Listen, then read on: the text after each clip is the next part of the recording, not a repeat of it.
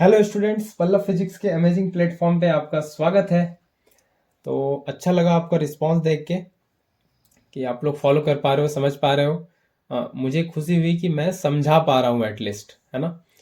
Questions करते रहना है अभी लास्ट मोमेंट पे, यही हेल्प करने वाला है अभी आगे। नेक्स्ट मंथ पेपर होगा आपका डेफिनेटली। तो चलिए शुरू करते हैं, बिना टाइम वेस्ट किए बात करते हैं कुछ और क्वेश्चंस पे। तो पहला क्वेश्चन है, what do you understand by following statements. The heat capacity of body is 60 joule पर केल्विन। तो हीट कैपेसिटी दे रखा है कितना, पहला क्वेश्चन 60 जूल पर केल्विन, है ना। क्या दिख रहा है यहां से ऊपर दिख रहा है जूल और नीचे दिख रहा है टेम्परेचर, है ना। यही तो दिख रहा है, केल्विन का यूनिट और टेम्परेचर का यूनिट केल्विन, और एनर्जी है ना, हीट एनर्जी उसका इसका यूनिट हो गया ये जूल, है ना। तो ऊपर ऊपर बेसिकली हीट एनर्जी का यूनिट दिख रहा है। तो तो क्वेश्चन पूछ रहा है इसका मतलब क्या है। तो इसका मतलब यही है कि किसी बॉडी का टेम्परेचर 1 केल्विन से बढ़ाने के लिए 60 जूल का हीट एनर्जी देना पड़ेगा। यही तो मतलब है। इसका मतलब यह है कि 60 joule of heat energy 60 joule of heat energy is needed to raise or increase the temperature of body by 1 Kelvin। by 1 Kelvin, 1 kelvin से बॉडी का टेम्परेचर बढ़ाने के लिए, बॉडी का टेम्परेचर 1 केल्विन से बढ़ाने के लिए हीट एनर्जी कितना चाहिए, 60 जूल। इसी को तो हम लोग कहते हैं हीट कैपेसिटी। इसी को क्या कहते हैं, हीट कैपेसिटी। पूरे बॉडी का, इंटायर बॉडी का टेम्परेचर 1 केल्विन से बढ़ाने के लिए जितना हीट एनर्जी चाहिए, इसी को कहते हैं हीट कैपेसिटी, पूरे बॉडी का। ठीक है। अगला क्वेश्चन है, स्पेसिफिक हीट कैपेसिटी लीड का दिया हुआ है 130 जूल पर केजी पर केल्विन।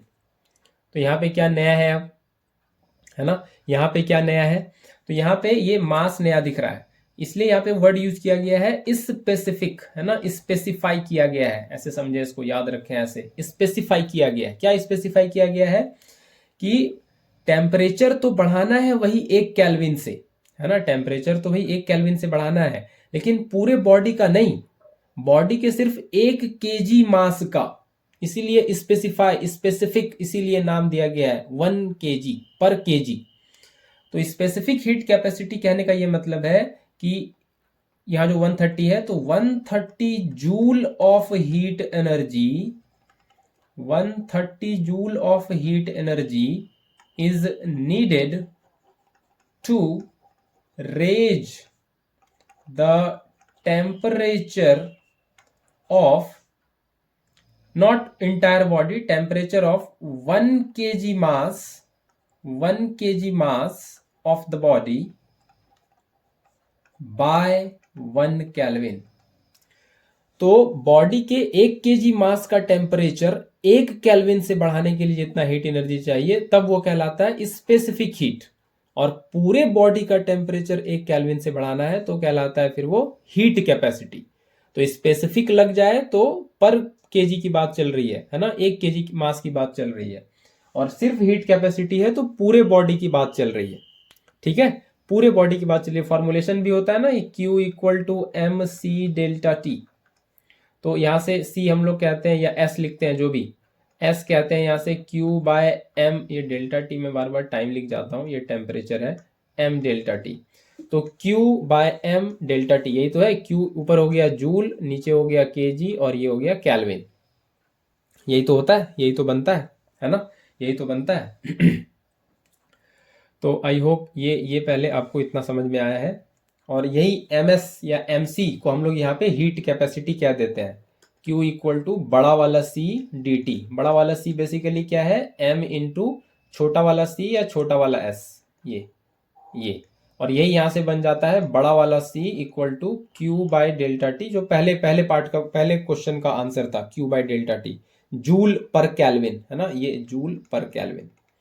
तो ये हीट कैपेसिटी, बड़ा वाला C है हीट कैपेसिटी, और ये S है स्पेसिफिक हीट कैपेसिटी। ठीक है, या कभी कभी उसको छोटा C से भी लिखते हैं ना। तो ये क्लियर रखना है, ये बड़ा वाला सी क्या है, हीट कैपेसिटी पूरे बॉडी का, है ना, इंटायर बॉडी बड़ा सी।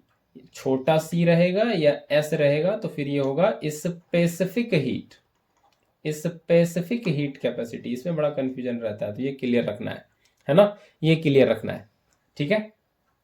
और यही ये बड़ा वाला सी जो है ये बराबर होता है मास इंटू छोटा वाला सी या मास इंटू ये एस, ठीक है, हीट कैपेसिटी। तो चलिए आगे बढ़ते हैं और अगले क्वेश्चन की बात करते हैं। अगला क्वेश्चन ये रहा आपके कंप्यूटर स्क्रीन के सामने, और आपको मिलेगा कुछ नहीं मेरी तरफ से, है ना। The ratio of amplitude of two waves is 3:4। तो दो वेव है ना, दो वेव है, दो वेव है, ये वेव दो वेव है कुछ भी, इसका एम्पलीट्यूड A1:A2 ये दिया हुआ है 3:4। एम्पलीट्यूड समझ में आता है क्या, एम्पलीट्यूड समझ में आता है, ये रहा, ये एक धागा है, ये स्ट्रिंग है, इसको आपने दे दिया एक झटका, है ना, झटका, एक पल्स दे दिया, एक डिस्टरबेंस दे दिया, ये इस तरह से इसको यहां से ऐसे डिस्टरबेंस दे दिया, तो यहाँ पे ऐसे कुछ ये पल्स ऐसे बना, ये डिस्टरबेंस, ये वेव ऐसे बना, है ना। तो ये क्या था, ये वाला था मीन पोजीशन, है ना, ये mean position, equilibrium position, stable position. तो यहां से रस्सी के पार्टिकल का ये जो डिस्प्लेसमेंट हुआ मैक्सिमम, ये जो डिस्प्लेसमेंट हुआ इसी को कहते हैं एम्पलीट्यूड, है ना, इसी को कहते हैं, इसी को कहते हैं एम्पलीट्यूड। तो एम्पलीट्यूड क्लियर रखना है ना, ये यहां से ये है एम्पलीट्यूड।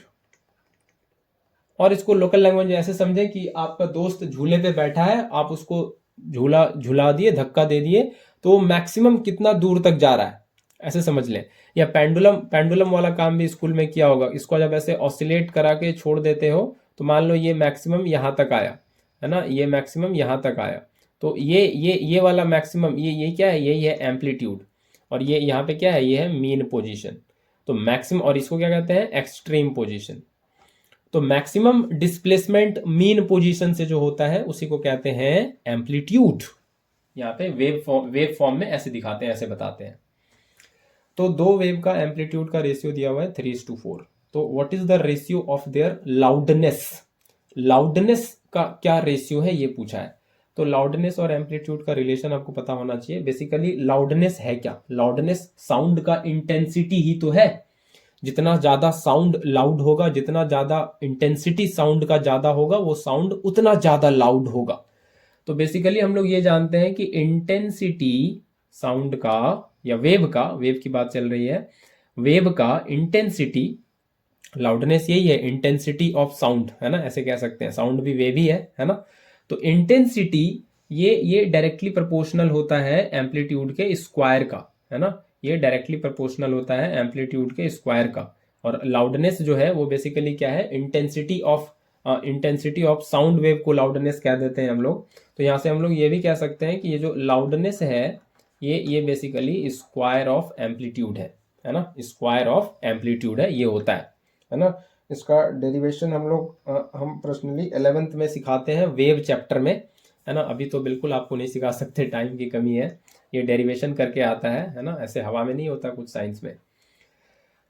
तो ये लाउडनेस ए का स्क्वायर है। तो रेशियो ऑफ लाउडनेस पूछा है दोनों वेव का, तो क्या हो जाएगा, पहले वेव के लाउडनेस को L1 कह लें, दूसरे वेव को L2 कह लें। तो ये क्या हो जाएगा, A1 का स्क्वायर बाय A2 का स्क्वायर, डायरेक्टली प्रोपोर्शनल है। तो ये क्या हो जाएगा, 3/4 इसका होल स्क्वायर, और ये हो जाएगा 9/16। तो लाउडनेस का रेशियो तो आ जाएगा 9:16, है ना। फ्रीक्वेंसी का क्या होगा, क्या फ्रीक्वेंसी को एम्पलीट्यूड से कुछ मतलब है, फ्रीक्वेंसी का कोई एम्पलीट्यूड से लेना देना है, बिल्कुल नहीं है। फ्रीक्वेंसी को एम्पलीट्यूड से क्या मतलब, है ना, फ्रीक्वेंसी को एम्पलीट्यूड से क्या मतलब, कुछ नहीं, ये तो बस सोर्स पे डिपेंड करता है ना। जो झटका दिया, जो पल्स दिया, जो डिस्टरबेंस दिया, जो वेव लाया, बस फ्रीक्वेंसी को उससे मतलब है, सोर्स से मतलब है ना, सोर्स ऑफ वेव जो है उससे मतलब है। फ्रीक्वेंसी को कोई मतलब नहीं है एम्पलीट्यूड से। एम्पलीट्यूड तो अपना ये मैक्सिमम डिस्प्लेसमेंट है, फ्रीक्वेंसी को इससे क्या लेना देना। फ्रीक्वेंसी तो अपना नंबर ऑफ ऑसिलेशन है, उसको वो कितना ऊपर कितना नीचे जा रहा है उससे कोई मतलब नहीं है ना। ये वाला पल्स ये कितना ऊपर या कितना नीचे जा रहा है इससे कोई मतलब नहीं है फ्रीक्वेंसी को। वो नंबर ऑफ ऑसिलेशन कितना है इससे मतलब है। तो फ्रीक्वेंसी को एम्पलीट्यूड से कोई लेना देना नहीं है, फ्रीक्वेंसी इंडिपेंडेंट है एम्पलीट्यूड के। तो ये रेशियो कुछ भी हो जाए, कुछ भी हो जाए, फ्रीक्वेंसी को कुछ फर्क नहीं पड़ता। फ्रीक्वेंसी अपना सीधा सीधा क्या हो जाएगा, दोनों के केस में सेम ही फ्रीक्वेंसी रहेगा, है ना, दोनों वेव के केस में, है ना। तो दो वेव है उसका एम्पलीट्यूड अलग अलग है, लेकिन कोई फर्क नहीं पड़ता, कोई फर्क नहीं पड़ता फ्रीक्वेंसी को, है ना। फ्रीक्वेंसी को एम्पलीट्यूड से कोई लेना देना ही नहीं है ना। तो सीधा सीधा सीधा सीधा फ्रीक्वेंसी का रेशियो आ जाएगा 1:1, है ना, 1:1। भाई कोई फर्क ही नहीं है एम्पलीट्यूड से, है ना। फ्रीक्वेंसी दोनों के लिए सेम, सोर्स पे डिपेंड कर रहा है। एक को ज्यादा ज्यादा जर्क दे दिया, उसका कुछ ज्यादा एम्पलीट्यूड हो गया, एक का कम एम्पलीट्यूड हो गया, वो अलग बात है। लेकिन फ्रीक्वेंसी को कोई थोड़ी ना मतलब है एम्पलीट्यूड से, फ्रीक्वेंसी को कोई मतलब नहीं है एम्पलीट्यूड से। तो सीधा सीधा ये रेशियो 1:1 आ जाएगा, है ना, दोनों का सेम कैंसिल होके 1:1। ठीक है, आगे बढ़ते हैं, आगे बढ़ते हैं और आगे चलते हैं। ये रहा question number 3। The VI graph for a series combination and for a parallel combination of two resistors shown in the adjacent figure, which of the two, A or B, represents the parallel combination? Give reason for your answer. तो यहाँ क्या दिया हुआ है, V versus I का graph दिया हुआ है। ये क्वेश्चन मैंने कल के लेक्चर में भी लिया है, शायद कल या परसों के लेक्चर में, आप लोग देख सकते हैं। एक स्लोप वाला क्वेश्चन था V वर्सेस I का। तो V वर्सेस I का ग्राफ दिया हुआ है। तो V वर्सेस I, है ना, हम लोग ओम्स लॉ में पढ़ते हैं V equal to I R, है ना। तो V वर्सेस I, V/I, ये क्या आ रहा है, R। तो इस ग्राफ का अगर हम स्लोप देखें तो स्लोप ये क्या होता है, ये होता है change in Y axis by change in X axis. Y axis में कितना चेंज, एक्स एक्सिस में कितना चेंज। ये डेल्टा जो मैं लिखता हूँ, ये बता दूं ये क्या है, चेंज। 11th में लिखते हैं काफी इसको, है ना। तो वाई में क्या है, वोल्टेज, और एक्स में क्या है, करंट। तो वोल्टेज बाय करंट क्या होगा, रेजिस्टेंस, है ना। ये क्या होगा, रेजिस्टेंस, ये तो होता है, ये स्लोप V/I, ये क्या है, रेजिस्टेंस। तो ए और बी को देखें, किसका किसका स्लोप ज्यादा है, जिसका स्लोप ज्यादा होगा, जिसका स्लोप ज्यादा होगा उसका रेजिस्टेंस ज्यादा होगा, है ना। किसका स्लोप ज्यादा है, तो ए का, है ना। ऐसे देख के देखें तो ढलान किसका ज्यादा लग रहा है, ए या बी का, बी का, बी ज्यादा स्टीपर है, नहीं, बी ज्यादा स्टीपर है, बी ज्यादा सीधा खड़ा है, इसका इसका। तो या तो ऐसे भी देखें कि ए का ये है वी और ये है आई, है ना, और बी के केस में ये है V और ये है I, है ना, ये है I। तो V/I होता है रेजिस्टेंस। तो रेजिस्टेंस किसका ज्यादा होगा, A का या B का। रेजिस्टेंस किसका ज्यादा होगा, A का या B का। तो हमको पूछा है पैरेलल कॉम्बिनेशन, तो पहले तो रेजिस्टेंस पे हम बाद में आए, 1 मिनट यहाँ पॉज करके हम पहले पैरेलल सीरीज कॉम्बिनेशन में देखें कि दो कॉम्बिनेशन होता है, पैरेलल और सीरीज। पैरेलल कॉम्बिनेशन में क्या होता है, सीरीज कॉम्बिनेशन में क्या होता है कि मान लीजिए दो रेजिस्टर से और उसका रेजिस्टेंस R1 R2 है। तो पैरेलल कॉम्बिनेशन में R इक्विवेलेंट होता है R1 R2 by R1 plus R2, और सीरीज कॉम्बिनेशन में R इक्विवेलेंट होता है सीधा सीधा R1 plus R2। Series combination में रेजिस्टेंस इंक्रीज कर जाता है ना, ये इंक्रीज कर जाता है, और पैरेलल कॉम्बिनेशन में ये डिक्रीज कर जाता है, ये कम होता है ना, डिक्रीज कर जाता है, ठीक है, पैरेलल कॉम्बिनेशन में। तो यहां पे स्लोप किसका ज्यादा है, बी का, है ना। ये तो क्लियर है, स्लोप किसका ज्यादा है, बी का स्लोप ज्यादा है, नहीं, बी का स्लोप ज्यादा है कि नहीं, बी का स्लोप ज्यादा है। तो बी का स्लोप ज्यादा है तो बी का रेजिस्टेंस भी ज्यादा है ना, क्योंकि स्लोप यहाँ आर आ रहा है, V/I आर आ रहा है। तो स्लोप किसका ज्यादा है, बी का ज्यादा है, ये यहाँ पे दिख भी रहा है क्लियरली, है ना।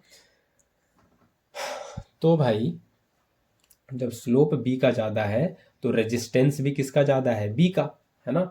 तो रेजिस्टेंस किसका ज्यादा है, बी का, है ना। रेजिस्टेंस बी का ज़्यादा है किससे, ए से, रेजिस्टेंस बी का ज़्यादा है ए से। तो बी का रेजिस्टेंस ज़्यादा है और ए का कम है, तो हम लोग जानते हैं पैरेलल कॉम्बिनेशन में रेजिस्टेंस का वैल्यू कम होता है, ना कि सीरीज कॉम्बिनेशन में, है ना। तो एक क्वेश्चन दे रखा है कि सीरीज कॉम्बिनेशन वीआई ग्राफ और पैरेलल कॉम्बिनेशन दो रजिस्टर के लिए दिया हुआ है, और रजिस्टर्स के कॉम्बिनेशन के बाद सीरीज में रेजिस्टेंस बढ़ जाता है और पैरेलल में घट जाता है ना, पैरेलल में घट जाता है। तो हमको यहाँ पे दिख रहा है बी का रेजिस्टेंस ज्यादा है ए से, मतलब बी वाला ये सीरीज को बता रहा है और ए वाला पैरेलल को बता रहा है। ए वाला किसको बता रहा है, पैरेलल कॉम्बिनेशन को बता रहा है। तो ए वाला पैरेलल को बता रहा है, तो डेफिनेटली ये ही क्या है, ये पैरेलल कॉम्बिनेशन है, ये पैरेलल कॉम्बिनेशन है ना। सीरीज कॉम्बिनेशन में रेजिस्टेंस बढ़ता है, पैरेलल में घटता है। तो यहाँ हमको वही दिख रहा है स्लोप से कि बी का स्लोप ज़्यादा है, बी का रेजिस्टेंस ज़्यादा है, तो बी वाला सीरीज कॉम्बिनेशन को बताएगा, ए वाला पैरेलल कॉम्बिनेशन को बताएगा। तो ए इसका सही आंसर है ना, ए इसका सही आंसर है। ठीक है, तो ए रिप्रेजेंट्स पैरेलल कॉम्बिनेशन, है ना, ए रिप्रेजेंट्स पैरेलल कॉम्बिनेशन। ठीक है, ए रिप्रेजेंट कर रहा है पैरेलल कॉम्बिनेशन को। पैरेलल कॉम्बिनेशन को कौन रिप्रेजेंट कर रहा है, ए। तो आई होप ये क्वेश्चन आपको समझ में आया है। तो गिव रीजन क्या लिखना है, रीजन ये लिखना है कि पैरेलल कॉम्बिनेशन में रेजिस्टेंस जो है वो कम हो जाता है ना, और सीरीज कॉम्बिनेशन में रेजिस्टेंस बढ़ जाता है, इंक्रीज हो जाता है। ठीक है, तो आई होप ये क्वेश्चन आपको समझ आया है, और आगे चलते हैं। तो name the waves used for echo depth sounding, है ना। तो ये कौन सा वेव यूज करते हैं, अल्ट्रासोनिक वेव, है ना। ये तो पहले का आंसर हो जाएगा अल्ट्रासोनिक वेव, है ना, अल्ट्रासोनिक, अल्ट्रासोनिक वेव। ठीक है, give one reason for their use for the above purpose. तो क्या होता है, अल्ट्रासोनिक वेव बहुत हाई फ्रीक्वेंसी, है ना, 20,000 हर्ट्ज के ऊपर, है ना। ये आगे क्वेश्चन भी है, why are the waves mentioned by you not audible to us. तो मैं पहले बता दूं तीसरे वाले का आंसर, क्योंकि इसका फ्रीक्वेंसी बड़ा होता है 20,000 हर्ट्ज से, 20,000 हर्ट्ज से ज़्यादा होता है, और ह्यूमन ऑडिबल रेंज जो है वो 20 हर्ट्ज से 20,000 हर्ट्ज तक ही है। और अल्ट्रासोनिक वेव का जो फ्रीक्वेंसी है वो 20,000 हर्ट्ज से ज़्यादा है, ग्रेटर है ना, इसलिए सुनाई नहीं देता है, हमारे ऑडिबल रेंज से बाहर की बात है, ये हमारे बियॉन्ड है नहीं। जैसे कुछ चीज़ें हमारे सिलेबस के बियॉन्ड होती है, वैसे ये वाला फ्रीक्वेंसी भी है, ये वाला फ्रीक्वेंसी जो है ये हमारे ऑडिबल रेंज से बियॉन्ड है ना, इसलिए नहीं सुन सकते हम लोग, है कि नहीं, इसलिए नहीं सुन सकते। तो यही इसमें आंसर करना है, ultrasonic wave have frequency greater than 20,000 hertz which is beyond the range of beyond the Audible range of human, है ना। तो इसलिए ये वाला आंसर करना है आपको। ये सेकंड वाला देख लें, give one reason for their use for the above purpose. तो ultrasonic wave high frequency wave है ना, 20,000 हर्ट्ज से ज़्यादा, काफ़ी हाई फ्रीक्वेंसी हो गया। तो ऐसे समझे आप, एक सेकंड में फ्रीक्वेंसी क्या होता है, नंबर ऑफ ऑसिलेशन पर सेकंड। एक सेकंड में ये वेव 20,000 से ज़्यादा बार ऑसिलेट करने जा रही है, बताओ, एक सेकंड में सोच लो कितना ज़्यादा है। तो give one reason for their use for the above purpose. तो वन रीजन क्या होगा यूज का, तो ये अल्ट्रासोनिक वेव जो है ये बहुत लंबा डिस्टेंस ट्रेवल कर जाता है अनडेविएटेड, है ना। तो ये can travel long distance undeviated, है ना। फ्रीक्वेंसी ज़्यादा है तो E equal to H nu, frequency ज़्यादा है तो एनर्जी भी ज़्यादा है ना, फ्रीक्वेंसी ज़्यादा तो एनर्जी भी ज़्यादा, तो लंबा डिस्टेंस ट्रेवल कर लेता है अनडेविएटेड, बिना इधर उधर डेविएट हुए बहुत लॉन्ग डिस्टेंस ट्रेवल कर लेता है अल्ट्रासोनिक वेव अनडेविएटेड, इसलिए इसको यूज़ करते हैं। ठीक है, तो आई होप ये भी क्वेश्चन आपको समझ आया है। आगे चलते हैं अगले क्वेश्चन पे। ये आया एक तगड़ा सा क्वेश्चन, कैलोरीमेट्री का क्वेश्चन, तगड़ा क्वेश्चन आया अभी बहुत देर बाद। एक copper vessel of mass 100 gram contains 150 gram of water at 50 degree Celsius, how much ice is needed to cool it to 5 degree Celsius. और ये इंफॉर्मेशन दिया हुआ है, स्पेसिफिक हीट कैपेसिटी कॉपर का दिया है, वाटर का दिया है, और latent heat of fusion ice का दिया है। ठीक है, तो क्या है कि एक कॉपर वेसल है, बेसिकली एक कॉपर वेसल है, ये 100 ग्राम, इसका मास, कॉपर वेसल का मास 100 ग्राम, इसका मास अपना 100 ग्राम दिया हुआ है, और इसमें पानी है, ये कितना पानी है, 150 ग्राम। ठीक है, और टेम्परेचर दे रखा है 50 डिग्री सेल्सियस। इसमें क्या करते हैं, आइस डाल देते हैं, है ना, सब में आइस डाल देते हैं, इसमें भी आइस डाल देते हैं, और क्या होता है, फिर ये ठंडा हो जाता है ना, फिर ये क्या होता है, ठंडा हो जाएगा आइस डालेंगे तो, और ये ठंडा होके बाद का सिनेरियो दे रखा है, ठंडा होके ये बाद का सिनेरियो दे रखा है 5 डिग्री सेल्सियस पे पहुंच जाता है ना, 5 डिग्री सेल्सियस पे पहुंच जाता है। तो यहाँ पे हॉट बॉडी, तो यहाँ पे ये थोड़ा और यहाँ पे ट्विस्ट है, कल ये वाला क्वेश्चन इस तरह का एक लिए थे, लेकिन आज थोड़ा और ट्विस्ट है यहाँ पे कि ये कॉपर वेसल है, ये कैसा है, copper vessel, copper good conductor of heat. तो जैसे इसमें पानी 50 डिग्री सेल्सियस का रखा जाएगा, ये कॉपर भी तुरंत से कहां पे आ जाएगा, 50 डिग्री सेल्सियस पे, कॉपर भी गर्म हो जाएगा 50 डिग्री सेल्सियस तक, है कि नहीं। तो अब यहाँ पे ये कॉपर वेसल और ये पानी दोनों हीट एनर्जी लूज कर रहे होंगे जब इसमें आइस क्यूब डलेगा, है ना। जैसे आइस क्यूब डलेगा तो क्या होगा, ये हीट एनर्जी लूज कर रहा होगा और आइस हीट एनर्जी गेन कर रहा होगा, यही होगा कैलोरीमेट्री।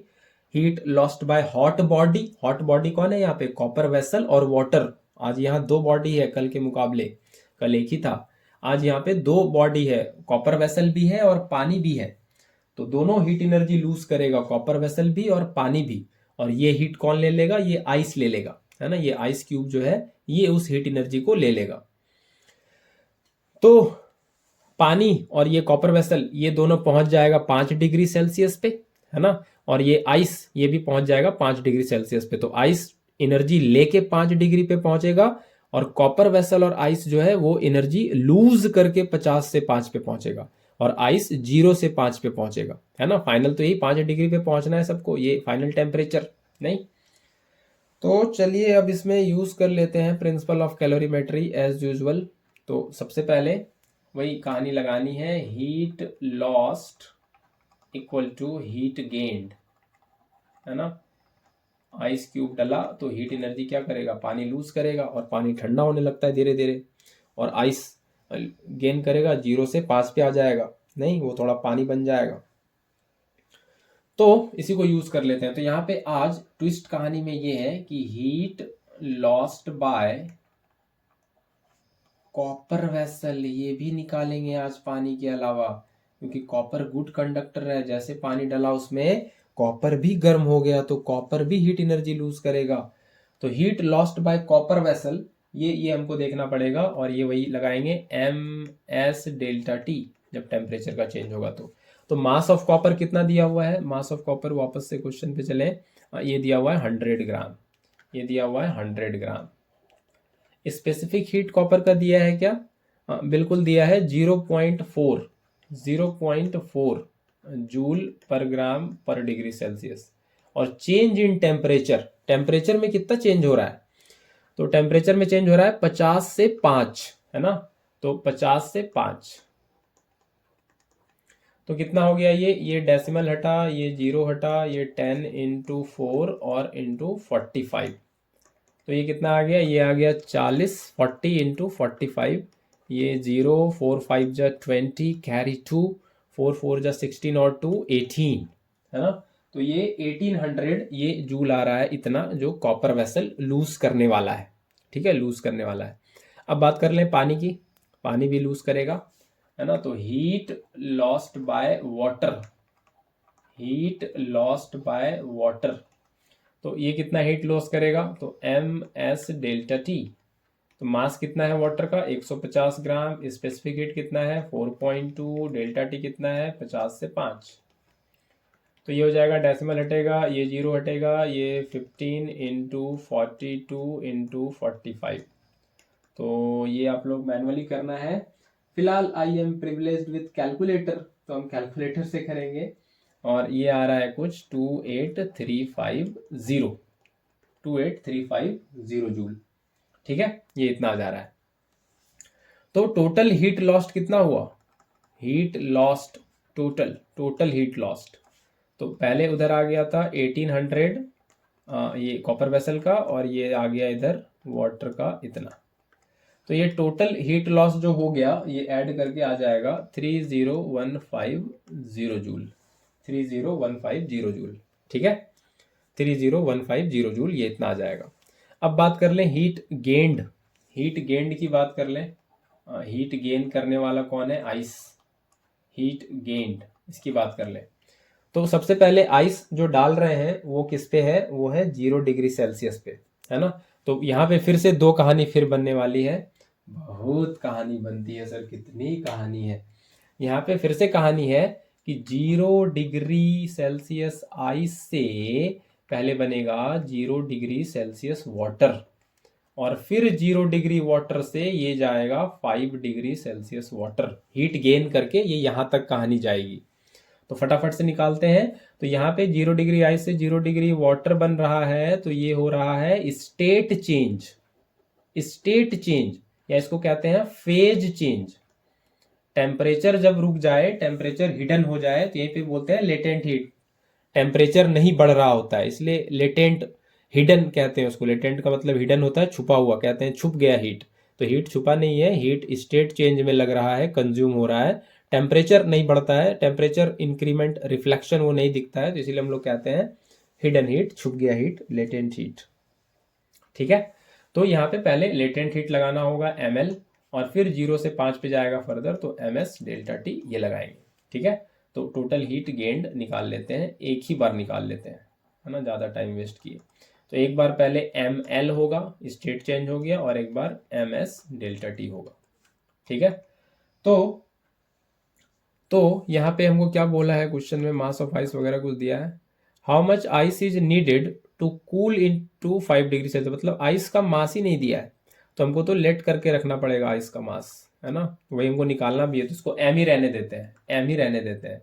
और लेटेंट हीट 336 दिया है, इसको एम ही रहने देते हैं। स्पेसिफिक हीट दिया है क्या? स्पेसिफिक हीट वाटर का 4.2, ये तो दिया वही है। तो यहाँ पे अब कुछ के दिमाग में डाउट आता है कि यहाँ पे क्या यूज करेंगे, ये स्पेसिफिक हीट आइस का कि वाटर का? तो वाटर का। ये यहाँ से ml जब हुआ तो ये यहाँ पे 0 डिग्री वाटर बन गया। अब ये वाला ml हीट लगने से ये वाटर बन गया, ml हीट मिलने से ये वाटर यहाँ बन चुका है, तो वाटर का यूज करेंगे 4.2, है ना। और डेल्टा टी कितना हो जाएगा? ये हो जाएगा 5 माइनस 0, है ना।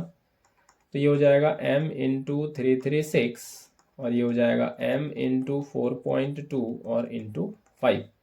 तो ये कितना आ जाएगा? 336m, और ये हो जाएगा 21m, है ना। ये डेसिमल हटेगा, और 5 2 10, 5 4 20, और 1 21m।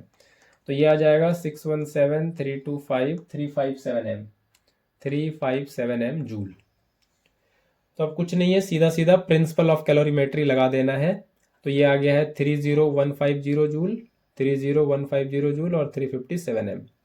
तो वही लगा देंगे हीट लॉस्ट, तो 30,150 जूल, और हीट गेंड 357m। तो m आ जाएगा 30,150 डिवाइडेड बाय 357, ये आ जाएगा m। ठीक है, ये आ जाएगा m। तो ये फिर से अगेन, सर आप कैलकुलेटर यूज कर लेते हो, हम लोग से मैनुअली कराते हो, बहुत गलत बात है। आपको अभी मैनुअली करना है नहीं, कुछ साल तक अभी मैनुअली करना है। मिलेगा आपको भी कैलकुलेटर मिलेगा, परेशान नहीं होना है, लेकिन अभी 12 तक एटलीस्ट, है ना। फिर आप इंजीनियरिंग वगैरह करते हो तो आपको कैलकुलेटर मिल ही जाएगा, है ना। या आप कॉमर्स में जाते हो तो वहाँ फिर मिल जाएगा कैलकुलेटर जल्दी ही। तो फिलहाल अभी तो फिलहाल मैनुअल करना है, नो ऑप्शन। तो ये आ जाएगा 84.45 ग्राम, ये इतना मास आ जाता है। ठीक है, बहुत तेज हो सर आप, बात करते करते कैलकुलेटर से कर लेते हो। 84.5 ग्राम, ये इसका आंसर है। ठीक है, चलिए आगे बढ़ते हैं। कैलोरीमेट्री मैंने इतना क्वेश्चन ले लिया कि आपका क्लियर हो गया होगा अब कैलोरीमेट्री, है ना। आगे बढ़ते हैं और क्वेश्चन नंबर 6 की बात करें। Right one condition where light does not bend when entering a medium of different optical density, है ना। तो जैसे जैसे हम एक इंटरफेस यहाँ बना लें पहले, दो मीडियम है, इधर एक मीडियम है मीडियम 1 और इधर इंटरफेस के इधर एक मीडियम है मीडियम 2, है ना। दो मीडियम को सेपरेट करने वाला ये क्या है, दिस इज इंटरफेस, है ना, इंटरफेस। तो ये कह रहा है कि एक कंडीशन बताइए आप जहां पे लाइट बेंड ना करे। जब एक मीडियम से दूसरे मीडियम में लाइट जाए तो जनरली होता है जिसको हम रिफ्रैक्शन कहते हैं, नहीं रिफ्रैक्शन कहते हैं उसको, बेंडिंग ऑफ लाइट को while going from one medium to another. लेकिन ये बोल रहा है एक ऐसा कंडीशन है क्या कि लाइट बेंड ही ना करे। तो बिल्कुल ऐसा एक कंडीशन है ना। जनरली क्या होता है कि ये मान लीजिए ये लाइट ऐसे इंसिडेंट किया, ये है नॉर्मल, है ना। ये चलिए क्या लेते हैं मीडियम 1 क्या है, ये है रेयरर मीडियम, थोड़ी देर के लिए क्या लेते हैं, और ये है डेंसर, है ना, ऑप्टिकली डेंसर है। इसमें लाइट का स्पीड ज़्यादा स्लो होगा इसके मुकाबले। तो क्या होगा, ये लाइट को जो सीधे चले जाना चाहिए था ऐसे करके सीधे चले जाना चाहिए था, ऐसे करके बन जा भाई, ऐसे करके सीधे चले जाना चाहिए, वो थोड़ा अपने रास्ते से थोड़ा बैंड कर जाएगा, ऐसे मुड़ जाएगा, है ना। ये मुड़ जाता है, थोड़ा बेंडिंग हो जाता है, इसी को कहते हैं रिफ्रैक्शन। ये तो बात ठीक है ना। ये आई हो गया और ये आर हो गया, वो स्नेल्स लॉ वगैरह वगैरह। लेकिन ये कह रहा है कि एक ऐसा कंडीशन है क्या जहाँ पे लाइट ऐसे बैंड ना करे। तो बिल्कुल ऐसा एक कंडीशन है। क्या करना है, लाइट को नॉर्मल इंसिडेंस करा देना है, ऐसे नॉर्मली इंसिडेंट करा देना है। तो यहाँ पे एक बात सबसे पहले आपको बताना है कि जब लाइट का नॉर्मल इंसिडेंस होगा तो एंगल ऑफ इंसिडेंस कितना होगा। कुछ लोग यहाँ बोल देते हैं 90, है ना, ये सीधा सीधा गिरा 90 दिखता है तो सीधा सीधा 90 कह देते हैं, है ना। ये है नॉर्मल इंसिडेंस, मतलब इंटरफेस पे बिल्कुल नॉर्मली लाइट को गिरा रहे हैं। तो एंगल होता क्या है, एंगल ऑफ इंसिडेंस ये होता है जो इंसिडेंट रे है, ये इंसिडेंट रे है, ये इंसिडेंट रे, ये नॉर्मल के साथ कितना एंगल बना रहा है वो होता है एंगल ऑफ इंसिडेंस। तो जब नॉर्मल इंसिडेंस कराएंगे तो भाई नॉर्मल यही था मेरा, है ना, यही मेरा नॉर्मल था, और नॉर्मल के अलोंग ही ये आ गया, ये नॉर्मल के अलोंग ही आ गया ये रे। तो कहाँ एंगल बनाए, कैसे एंगल बनाए, ये तो 0 डिग्री बन गया, है ना। ये आप सोचिए, इसको मैं अगले कलर से दिखाऊं, अगले कलर से इस वाले फिगर इसलिए बनाया मैंने कि ये नॉर्मल है और ये वाला ये रे जो ऐसे आया है, ये रे ऐसे ना होके ऐसे हो जाए, है ना, ऐसे। तो ये वाला आई तो बचेगा ही नहीं, ये तो खत्म हो जाएगा, है ना। ये वाला यहाँ पे आके ऐसे सीधा हो जाएगा तो ये आई तो बचेगा ही नहीं, है कि नहीं, आई तो खत्म हो जाएगा। ये वाला जो रे है जी ऐसे सीधा हो जाएगा, तो आई खत्म होने का मतलब है ये एंगल ही नहीं बचेगा, आई हो जाएगा 0। तो बस यही बताना चाह रहे थे कि नॉर्मल इंसिडेंस को देख के एंगल ऑफ इंसिडेंस 90 नहीं बोल देना है। एंगल ऑफ इंसिडेंस यहाँ पे 0 डिग्री है, 0 डिग्री, है ना, 0 डिग्री। एंगल ऑफ इंसिडेंस कितना है, 0 डिग्री। ये क्लियर होना चाहिए, ठीक है। तो एंगल ऑफ इंसिडेंस 0 है। तो ये एक सिनेरियो है जहां पे लाइट का अगर ऐसे इंसिडेंस कराया जाए नॉर्मल इंसिडेंस, तो क्या होगा, लाइट बेंड नहीं करेगा और सीधे सीधे पास हो जाएगा बिना बेंड किए, ये बिना रिफ्रैक्शन हुए, है ना। ये सीधे निकल जाएगा इस तरह से, ये सीधे निकल जाएगा इस तरह से, ठीक है। ये बिल्कुल ऐसे सीधा आ जाएगा। तो ये एक कंडीशन है ना, जहां पे लाइट बेंड नहीं करता है। तो ये एक कंडीशन है, नॉर्मल इंसिडेंस का एक कंडीशन है ना। नॉर्मल इंसिडेंस के केस में ऐसा होता है, ठीक है। तो अब आगे क्वेश्चन है, right a relationship between the angle of incidence and angle of refraction for a given pair of media. तो चलिए यहीं से कर लेते हैं। ये सेकंड वाला ये फिगर बना हुआ है, ये वाला फिगर हेल्प करेगा अभी।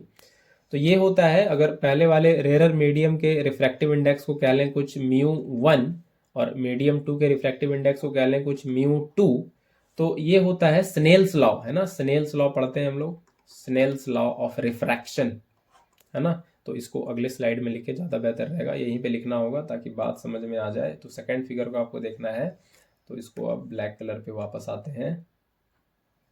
तो ये हो जाएगा पहले मीडियम का रिफ्रैक्टिव इंडेक्स μ1 इनटू उसी मीडियम में जो एंगल ऑफ इंसिडेंस हुआ है उसका साइन आई, और फिर दूसरे मीडियम का रिफ्रैक्टिव इंडेक्स μ2 और दूसरे मीडियम का जो एंगल ऑफ रिफ्रैक्शन है उसका साइन आर। तो तो ये रिलेशन है एंगल ऑफ इंसिडेंस और एंगल ऑफ रिफ्रैक्शन में। और यहां से ये हो जाएगा साइन आई, और साइन आर को इधर लाके डिवाइड करें और इधर हो जाएगा μ2/μ1, है ना। तो ये होता है रिलेशन, ये होता है relation, sine i by sine r equal to μ2/μ1, है ना। The ratio of sine of angle of incidence to the sine of angle of refraction is basically equal to refractive index of second medium to the refractive index of first medium. तो इसको ऐसे भी लिखते हैं popularly μ2/1, refractive index of second medium with respect to first medium. ये मतलब होता है इसका μ2/1, ऐसे भी कहते हैं। तो सेकेंड का ये आंसर हो जाएगा, ये रिलेशनशिप आ जाएगा, है ना। तो ये पहले पार्ट का आंसर था, जहां पे लाइट बेंड नहीं करेगा तो क्या करना है, नॉर्मल इंसिडेंस कराना है लाइट को, तो लाइट बिना बेंड किए निकल जाएगा, है ना, बिना बेंड किए निकल जाएगा। ठीक है, तो चलिए आगे बढ़ते हैं, अगले क्वेश्चन पे चलें। और अगला क्वेश्चन ये रहा, कोई क्वेश्चन छूटा तो नहीं पीछे? ये 5 नंबर लिए थे ना, हाँ ले लिए थे, कोई क्वेश्चन नहीं छूटा है, कोई क्वेश्चन नहीं छूटा है। आगे आते हैं क्वेश्चन नंबर 7। ये अनदर इंटरेस्टिंग क्वेश्चन, ये भी एक मज़ेदार क्वेश्चन है। तो बहुत प्रिज्म का क्वेश्चन शायद अभी तक हम नहीं लिए थे, तो एक प्रिज्म का क्वेश्चन भी ले लिए हैं आज। तो प्रिज्म है ये, है ना, और इक्विलेटरल प्रिज्म है ना, 60 डिग्री 60 डिग्री सब दिख रहा है। और इस प्रिज्म का क्रिटिकल एंगल, प्रिज्म मतलब ये ग्लास से बना हुआ है, तो ग्लास का क्रिटिकल एंगल 42 डिग्री दिया हुआ है ना। ग्लास का क्रिटिकल एंगल, ये इसको कहते हैं ना IC, ऐसे क्रिटिकल एंगल, ये कितना दिया हुआ है, या C ही कह लें, सीधा सीधा जो भी कह लें, ये 42 डिग्री, है ना, ये 42 डिग्री, है ना, IC ऐसे कहते हैं इसको। ये क्रिटिकल एंगल है 42 डिग्री। तो पहले इसको सॉल्व करने से पहले थोड़ा तो ये समझ लें कि क्रिटिकल एंगल क्या होता है ना, क्रिटिकल एंगल क्या होता है।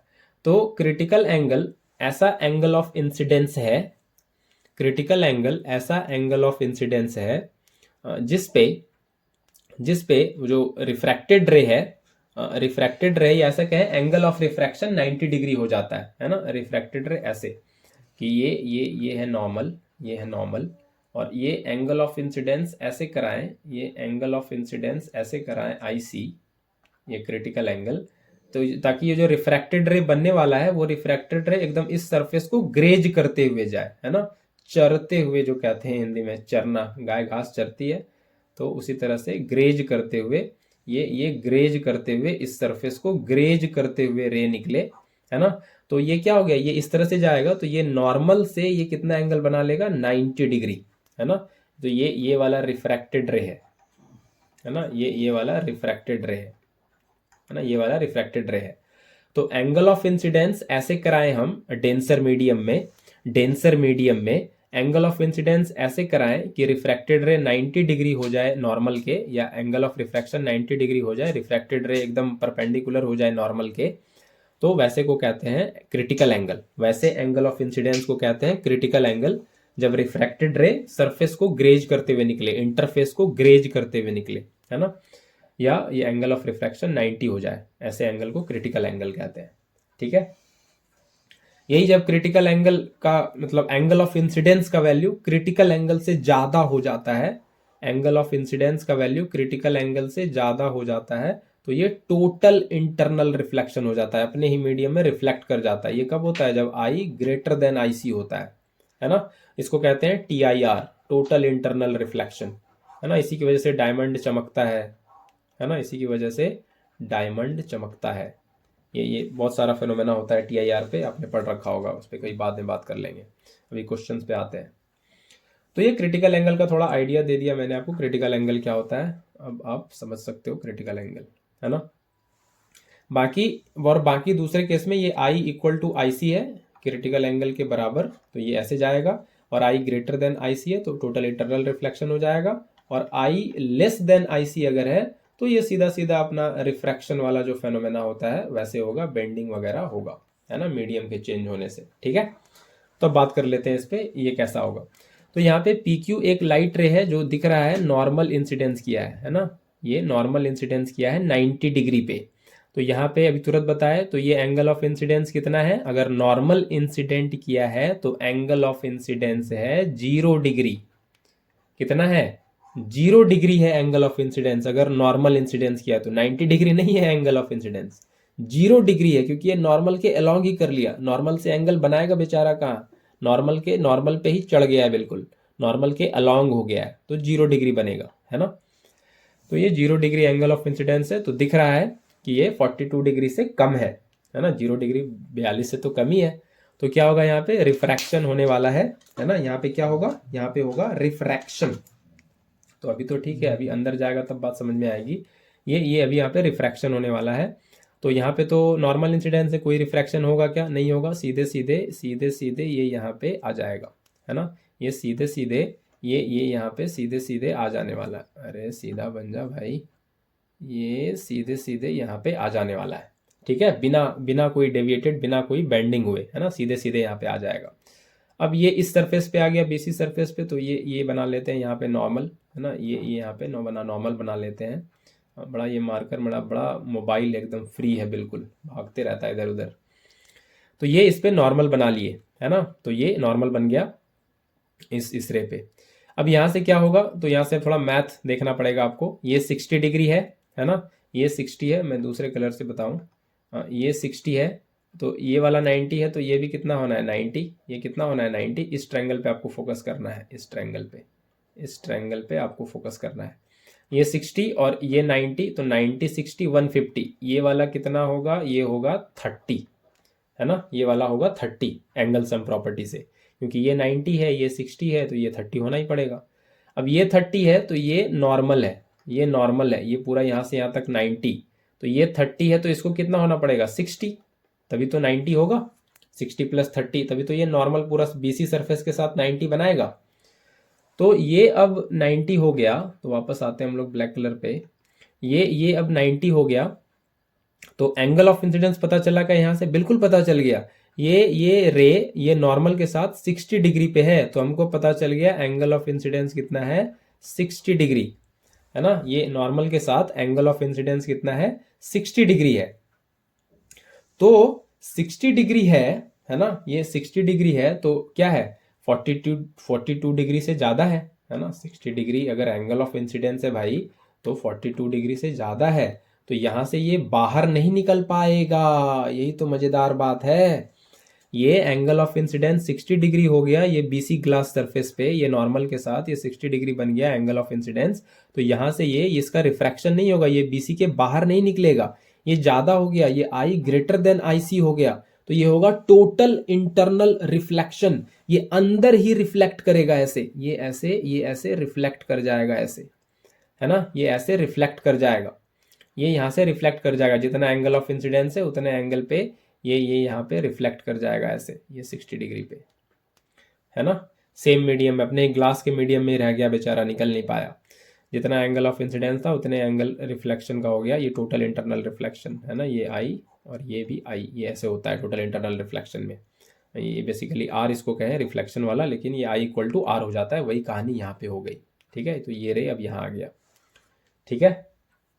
तो फिर से ये नॉर्मल है, ये 60 है, ये 30 है, तो 60 30 90, ये वाला कितना होगा, ये वाला हो जाएगा 90 फिर से।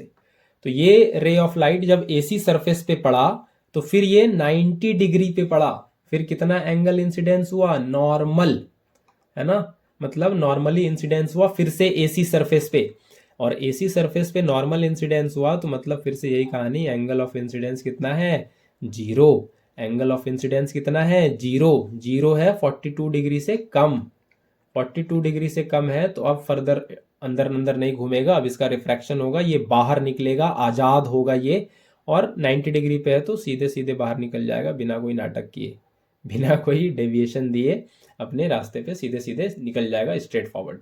तो ये रे डायग्राम बनने वाला है, ये रे डायग्राम बनने वाला है, ठीक है। तो आई होप आपको ये क्वेश्चन बिल्कुल समझ में आया है। तो आज हम लोग अपने डिस्कशन को यहीं पे वाइंड अप कर रहे हैं, कल मिलेंगे फिर कुछ और क्वेश्चंस के साथ।